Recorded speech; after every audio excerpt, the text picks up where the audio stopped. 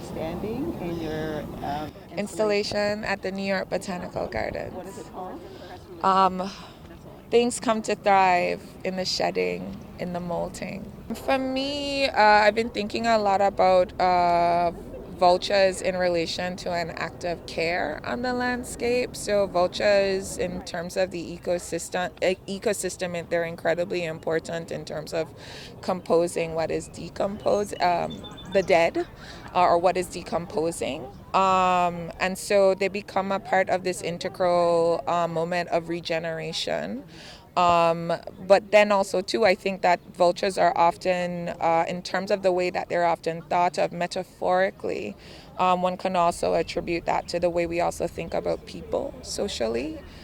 So then what does it mean then to think about these birds that are not, they're not gruesome, they're definitely not menacing, but engaged in acts of care. They're incredibly social, incredibly devoted birds in terms of the way they live socially with each other. But doesn't that sound like so many other things? Ebony is the first artist to really participate in an immersive residency at the garden and create a set of artworks and installations that we can't wait to share with the public.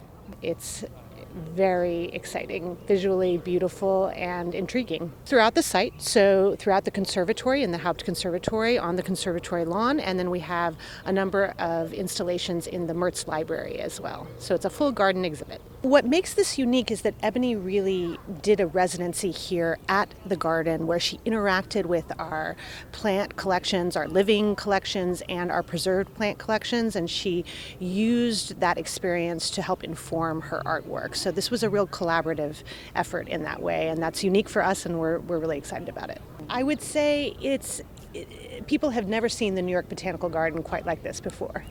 I've said to Joanna Grick, who's the curator who I've been working with here over the last number of years in considering this project, that one of the first things I said to her is, I'm going to give you a show that you've not had before.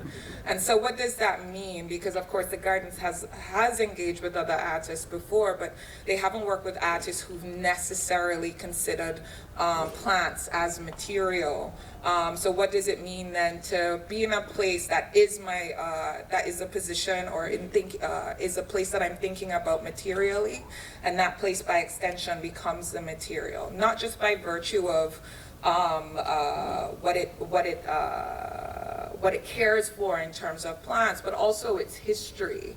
And also too in thinking about places like this. So when I first came to I came to the Gardens over a number of years, first visiting the Burley March show, which I think was in 2019. And I came there after leaving a residency at Crystal Bridges in Bentonville, Arkansas. And I had planted a test garden there, which is a combination of plants that had poisonous properties and healing properties. But the idea was to plant a garden that was kind of a metaphor for post-colonial space. And also to considering this notion of like, what would it mean to plant a garden that was meant to die? Well, I guess also too, a part of the title dealing with this notion of molting. Molting is a process that happens with birds. Like when they're changing or shedding their plumage. It's a kind of ugly moment. It's an undressing, so to speak.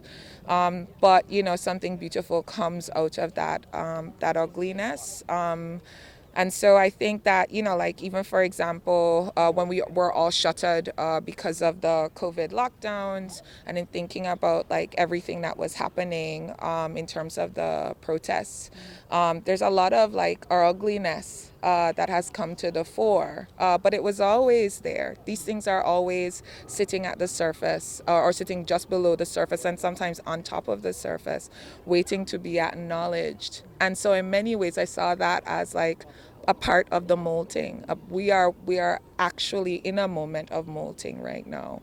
So what does it mean then to take that molting into consideration for us to move forward in a real way? And that's only possible if we're looking at the parts of us that are ugly. Yes. And what are these made of? What are like? They're made of I think it's like high density foam, spray paint, and glitter. Well, we've been working at this project now for almost since 2019 we've been at it. So it's a very tricky question to ask an artist how long something takes, because of course it never just starts when one physically makes. It starts from inside the head. So long time, long time. I've been thinking about these ideas since 2015.